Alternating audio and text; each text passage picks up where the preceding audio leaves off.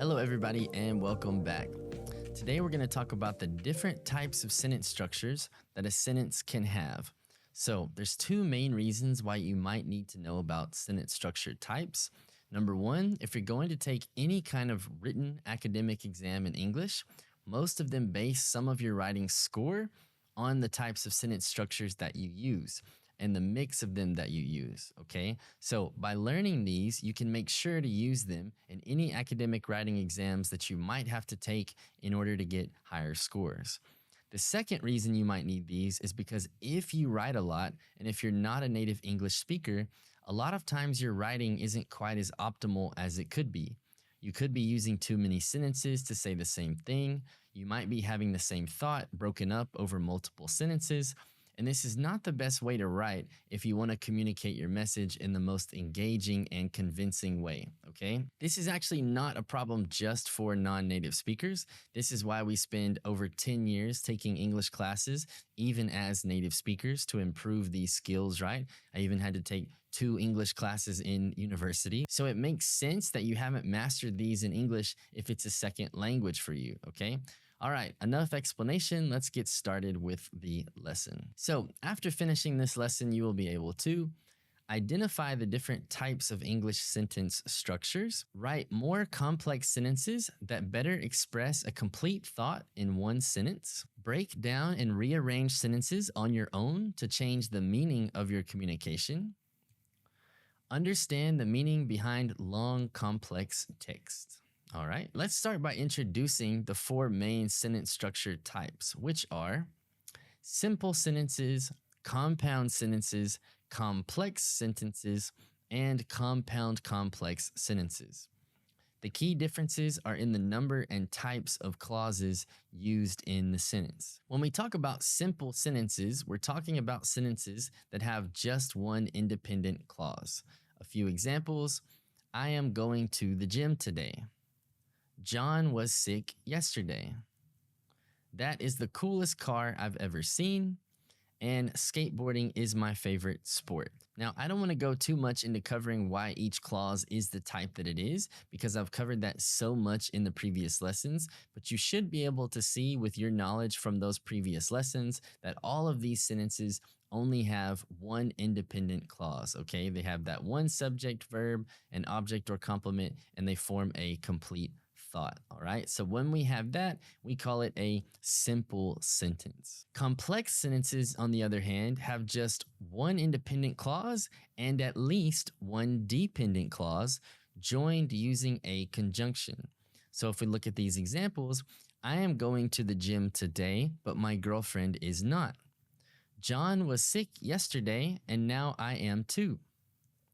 He thinks it is the coolest car he has ever seen, but I don't. And then skateboarding is my favorite sport, but not Sally's. So we can see the almost pride-themed color coding here, but I'm just trying to show you those different parts of the sentence so that you can see the independent and dependent clauses there, okay?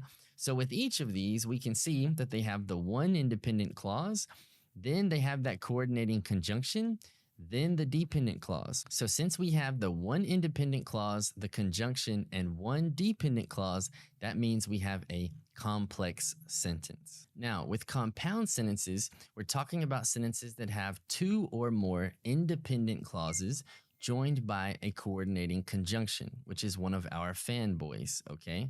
So, for example, I am going to the gym today, but Sally is taking the day off. John was sick yesterday, and now I think I'm sick too. Adam thinks this is the coolest car he's ever seen, but I think it might be the ugliest car ever made. Skateboarding is my favorite sport, but Cindy thinks skateboarding is stupid and dangerous. I have no idea why these last 2 came out together in every slide. I tried to fix it, but it was like one of those ghosts or gremlins inside PowerPoint. So I did notice it, but I can't fix it. I'm apparently not smart enough, okay? But anyway, we see with all these examples, we still have 2 clauses and we have the coordinating conjunction. Now, because they're both independent clauses, we have to have the comma in there, okay? So since we have two independent clauses combined with a coordinating conjunction, this is what we call a compound sentence. Okay, the last one of the four main types here. Compound complex sentences have two or more independent clauses and at least one dependent clause. So remember, the difference between a simple and complex sentence was adding in a dependent clause, right? Well, now we're saying the difference between a compound and compound complex is also just adding in a dependent clause. So if we look at these two examples, I am going to the gym today, but Sally, who is my workout buddy, is taking the day off, even though we always go together. The next example, skateboarding, which I practice every day at the skate park, is my favorite sport, but Cindy thinks skateboarding is stupid and dangerous, even though she's never tried it herself. So we can see with the color code here that we've got two independent clauses followed by that subject verb object pattern with two independent clauses and then one dependent clause on the end in the black section of the sentence, okay? So now that we have all of those, the two independents and the one dependent, that means we have the compound complex sentence. So when we talk about using this knowledge to build more advanced sentences, let's look at the difference between how we start writing when we first start learning English versus how a good writer will write a sentence. So when we're like 6 to 8 years old in first grade or one of those early grades in school, we'll write sentences something like this. I like to run. Running is fun. It clears my head. It makes me feel better. My friends also like to run. We run together.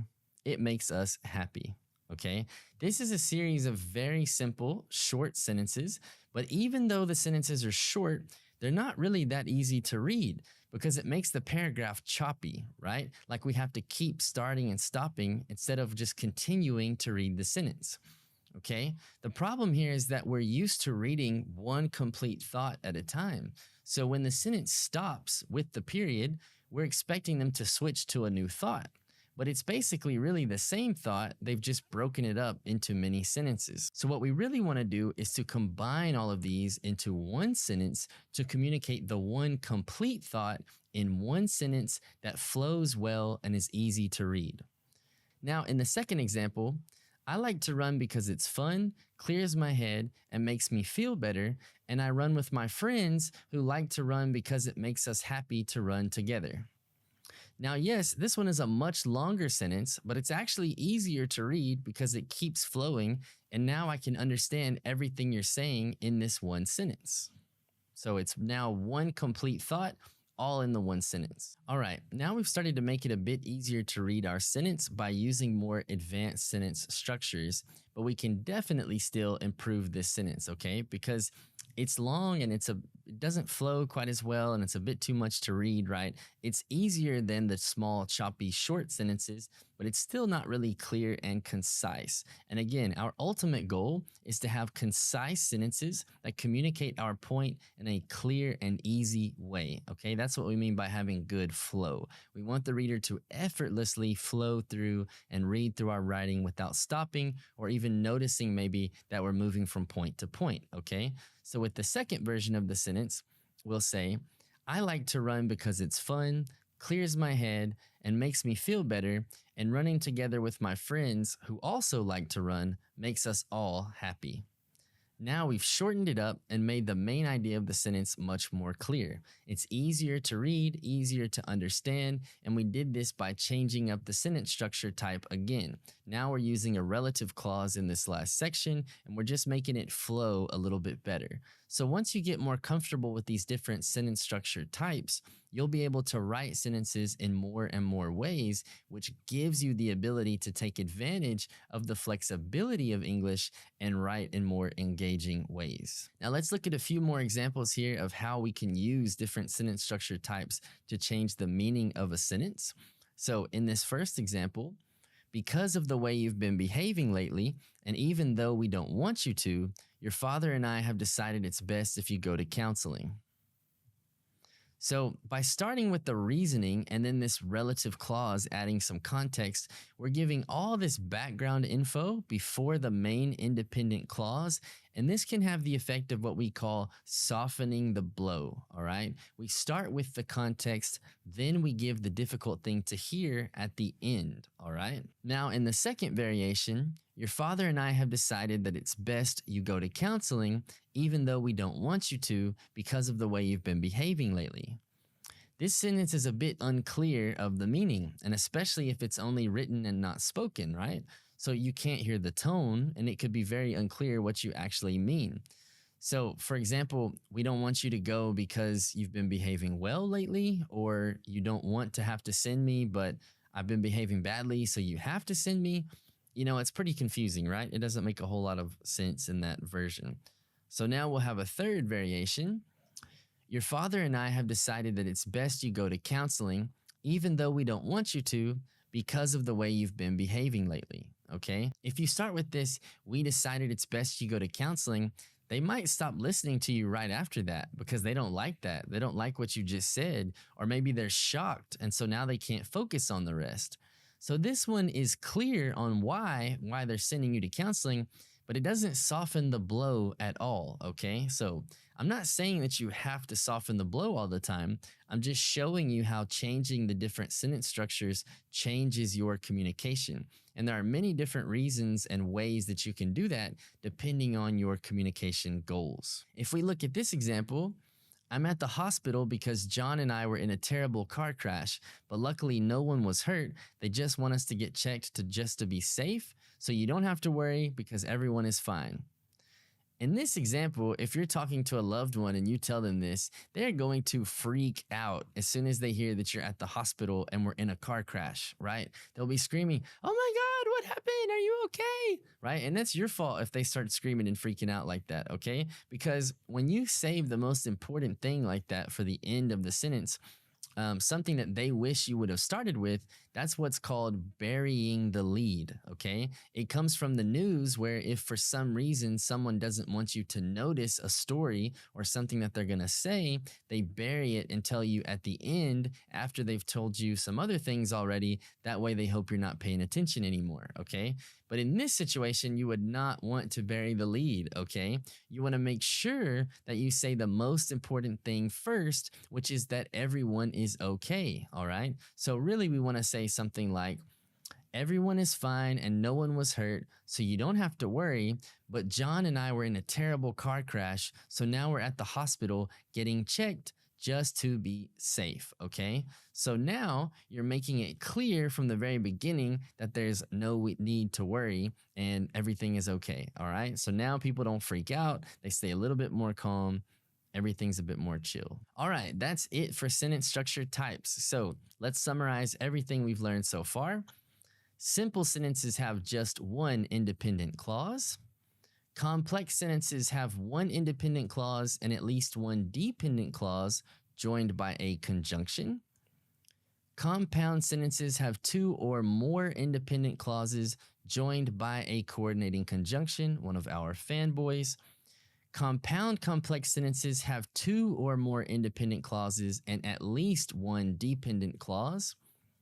We want sentences to be combined into complete thoughts that are faster and easier for the reader to understand, okay?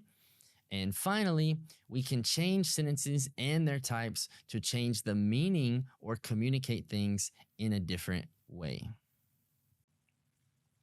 All right, let's do a little practice here. Go through this list and choose whether you think it's A, B, C, or D, whether you think it's a simple, compound, complex, or compound complex sentence, okay? So let me go ahead and read these questions. Remember, A is for simple, B compound, C complex, D compound complex, all right? After it rained all night, the streets were flooded the next morning. Number 2, I wanted to go to the beach yesterday, but it was too cold and windy, so I stayed home instead and watched movies all day. Number 3, the rain poured down heavily, yet we decided to go on our picnic anyway. Number 4, my dog barked at the mailman this morning. So go ahead and pause the video, go through these, identify A, B, C, or D. and then unpause, and I'll come back and give you the answers. So pause now. All right, hopefully by now you've paused and unpaused and answered all these. Let's go through the answers. Number one is C. It's complex, okay? So we have after it rained all night, dependent clause. The streets were flooded the next morning, independent clause, okay? So that's complex. Number two, the answer was D, compound complex. We have I wanted to go to the beach yesterday, independent clause, but it was too cold and windy, dependent clause. So I stayed home instead and watched movies all day. Okay, so this one we had two independent clauses and a dependent clause. Okay, number three, the answer was B, compound. So the rain poured down heavily, yet we decided to go on our own picnic anyway. So this one we have two independent clauses joined by the coordinating conjunction. All right, and number four, the answer was A. My dog barked at the mailman this morning. That's just a simple sentence. We only have one independent clause. So hope those are all clear for you. All right, folks, that's it for the sentence structure types. I hope this lesson was helpful for you and you're starting to feel better and better about your potential to write and speak well at a high level in more and more flexible ways in English, okay? Good luck with your online exercises. And as always, if you have any problems on this or don't understand something, please send me an email, lucas@weaverschool.com. Anyway, good luck, take care, and see you in the next lesson.